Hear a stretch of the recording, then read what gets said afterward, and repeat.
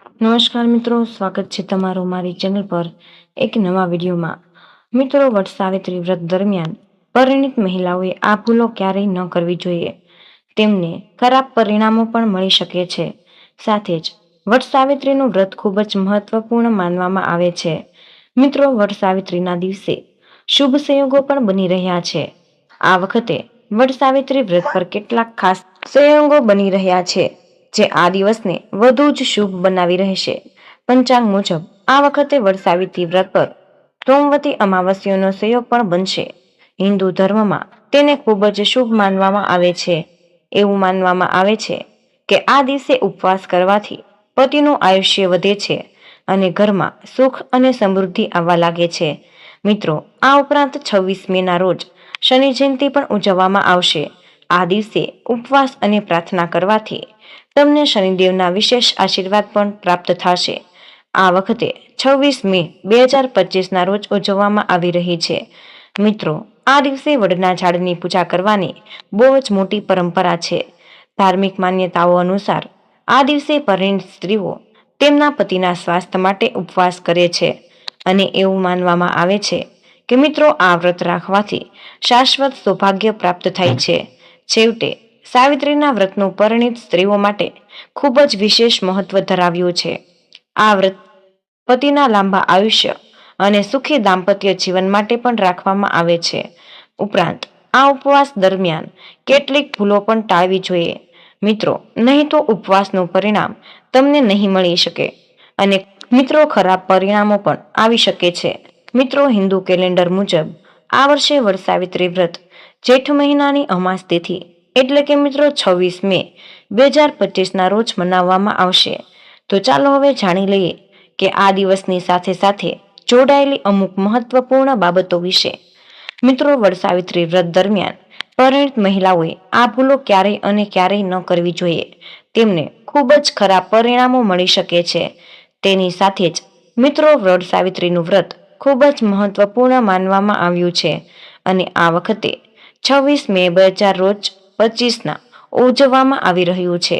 આ દિવસે વડના ઝાડની પૂજા કરવાની ખૂબ જ મોટી પરંપરા છે।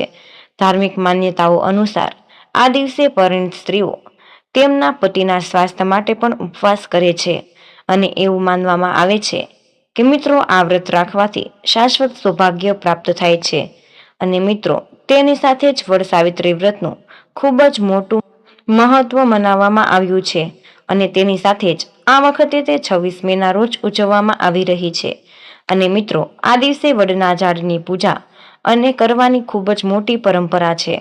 વ્રત સાવિત્રી વ્રતનો સૌથી મહત્વપૂર્ણ ભાગ વડવૃક્ષની પૂજા છે અને મિત્રો, ધાર્મિક માન્યતાઓ અનુસાર સાવિત્રીએ વડના ઝાડ નીચે યમરાજ પાસેથી પોતાના પતિના સત્યવાનનો જીવ પાછો લીધો હતો અને ત્યારથી જ આ વૃક્ષને અખંડ સૌભાગ્યવતીનું પ્રતીક માનવામાં આવ્યું છે અને આ દિવસે સ્ત્રીઓએ સવારે સ્નાન વગેરે જેવા કાર્યો કરીને પછી ઉપવાસ રાખે છે અને વડના ઝાડને પાણી અર્પણ કરે છે, રોલી અને ચંદનથી તિલક લગાવે છે અને ઝાડની આસપાસ કાચો દોરો વીંટાળે છે અને 7 વખત પરિક્રમા કરે છે। ઉપવાસના બીજા દિવસે પલેળા ચણા એને ખાવાથી ઉપવાસ તૂટી જાય છે અને મિત્રો, વટ સાવિત્રીના વ્રતનું પરિણીત સ્ત્રીઓએ માટે વિશેષ મહત્વ છે અને આ સાથે જ વ્રત પતિના લાંબા આયુષ્ય અને સુખી દાંપત્ય જીવન માટે એને કરવામાં આવે છે અને મિત્રો, આ ઉપવાસ દરમિયાન કેટલીક તમારે ભૂલો પણ ટાળવી જોઈએ કારણ કે નહીં તો ઉપવાસનું ઉલ્લંઘન માનવામાં આવે છે અને ખરાબ પરિણામ પણ તમને જોવા મળી શકે છે। તો મિત્રો, ચાલો હવે જાણીએ કે તમારે આ દિવસની સાથે સાથે જોડાયેલી મહત્વપૂર્ણ બાબતો। મિત્રો, વટ સાવિત્રી વ્રતમાં આ ભૂલો તમારે ક્યારેય ભૂલથી પણ ન કરવી જોઈએ। મિત્રો, વટ સાવિત્રી વ્રતના દિવસે માંસ, માછલી, ડુંગળ, લસણ વગેરે જેવા માંસાહારી ખોરાક અને તામસી ખોરાક તમારે ન ખાવા જોઈએ અને આ દિવસે ફક્ત સાત્વિક ખોરાક જ ખાવો જોઈએ। વટ સાવિત્રી વ્રતના દિવસે તમારે કાળા કે વાદળી રંગના કપડાં ન પહેરવા જોઈએ। એની સાથે જ મિત્રો, આ દિવસે સ્ત્રીઓએ લાલ કે પીળા રંગના કપડાં પહેરવા ખૂબ જ શુભ માનવામાં આવે છે અને મિત્રો, વટ સાવિત્રી વ્રતના દિવસે કોઈની સાથે ખરાબ વર્તન તમારે ભૂલથી પણ ન કરવું જોઈએ। એની સાથે જ મિત્રો, આ દિવસે દરેક વ્યક્તિ સાથે પ્રેમ અને આદરથી વર્તવું જોઈએ. વડસાવિત્રી વ્રતના દિવસે વડના વૃક્ષની પૂજા કરવામાં પણ આવે છે. અને મિત્રો, આ દિવસે વડના ઝાડને કોઈ પણ રીતે નુકસાન ન પહોંચાડવું જોઈએ.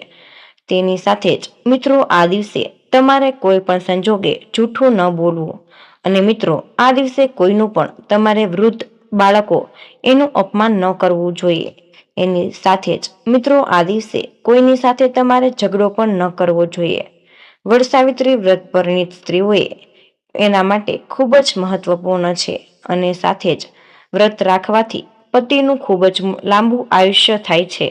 અને મિત્રો, વૈવાહિક જીવન સુખીમય બને છે. પૌરાણિક કથાઓ અનુસાર આ વ્રતની શક્તિને કારણે જ સાવિત્રીએ યમરાજ પાસેથી પોતાના પતિના જીવ બચાવીને લાવી હતી અને સત્યવાનનું જીવન પાછું મેળવ્યું હતું. તેથી જ આ વ્રત ખૂબ જ ફળદાયી એને માનવામાં આવે છે. મિત્રો, વડસાવિત્રી વ્રતના દિવસે તમારે સવારે વહેલા ઉઠી સ્નાન વગેરે જેવા કાર્ય કરી સ્વચ્છ કપડાં પહેરો અને પછી જ આ વડના ઝાડની પૂજા કરવી જોઈએ. વડના ઝાડને પાણી, ફૂલો, ચોખા અને મીઠાઈઓ એને અર્પણ કરવી જોઈએ. વડના ઝાડની આસપાસ તમારે 7 વાર પ્રદક્ષિણા કરવી અને સાવિત્રીની વાર્તા સાંભળવી જોઈએ. આ પછી જ તમારા પતિના લાંબા એના આયુષ્ય માટે તમારે પ્રાર્થના કરવી જોઈએ. વડસાવિત્રી વ્રતના અમુક નિયમો પણ તમે જાણી લો. મિત્રો, વડસાવિત્રી વ્રતના દિવસે તમારે નિર્જળા ઉપવાસ કરવો જોઈએ. અને મિત્રો, આ દિવસે ફક્ત ફળો અને દૂધનું જ સેવન તમારે કરવું જોઈએ. આ દિવસે કોઈ પણ પ્રકારનો ખોરાક ન લેવો જોઈએ. આ દિવસે સ્ત્રીઓએ 16 શૃંગાર કરવો જોઈએ. અને મિત્રો, લાલ રંગના કપડાં એને તમારે પહેરવા જોઈએ. તેની સાથે જ મિત્રો, આ દિવસે સ્ત્રીઓએ ખરાબ કાર્યોથી સંપૂર્ણપણે તમારે દૂર રહેવું જોઈએ. મિત્રો, તમારા પતિ એની સાથે દલીલો તમારે ટાળવી જોઈએ. મિત્રો, ઉપવાસનો અંત આવે એના બીજા દિવસે તમારે સૂર્યોદય પછી ઉપવાસનો અંત કરવો જોઈએ. અને મિત્રો, વ્રત પૂર્ણ કરતી વખતે તમારા પતિ પાસેથી આશીર્વાદ લ્યો અને તેમને પ્રસાદ ખવડાવો. તો મિત્રો, આ તમારા માટે ખૂબ જ મહત્વપૂર્ણ માહિતી છે. અને કમેન્ટ બોક્સમાં જય શ્રી કૃષ્ણ અવશ્ય લખી દેજો. તમને વિનંતી છે કે જો હજુ સુધી અમારો વિડીયો લાઈક ન કર્યો હોય તો વિડીયો લાઈક કરી અમારી આ ચેનલને સબસ્ક્રાઇબ જરૂર ને જરૂર કરજો. જય શ્રી કૃષ્ણ. રાધે રાધે. ધન્યવાદ. વિડીયોને અંત સુધી જોવા બદલ તમારો ખૂબ ખૂબ જ આભાર.